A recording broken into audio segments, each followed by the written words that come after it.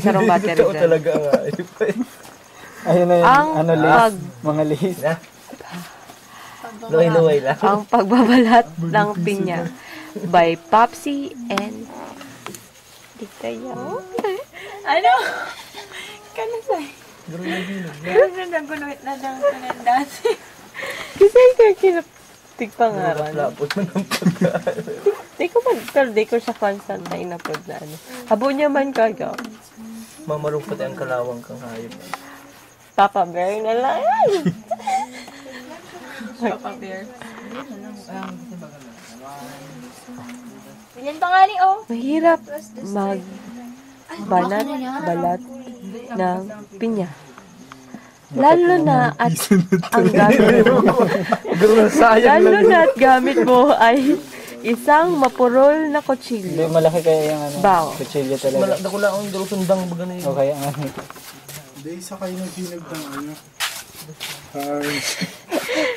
Dikit-dikit lang naman eh. Nag-react po ang bagong kapamilya.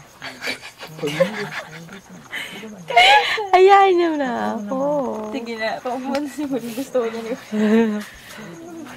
Kumusta naman ang super text na si Lexu? Pupunta naman tayo. Pinabig bakal ni ano? Kimelay. Kumusta ang angog natin dyan? Bakal ni ano? Luis? Pinabig bakal. At with the after Caldero, there is an appearance of Luis. Waiting nilo ang mata ni Luis. Pinya? Baka man kami nagbakal. Hinugar na bagay. Sila Kitty yan. Ang natutulog na Rojem at Bert. Ano name niya? Ali. Ali name mo, no? Ali. Si Ali. At ang aking titayo. Napilit pa rin tinatago ang kanyang muka. Kahit na ay masakit ako. Ako rin nga eh. Buti naman tayo. Bulaga. Ulaga. Hindi pa rin tapos si Popsy yung magbalat ng pinya.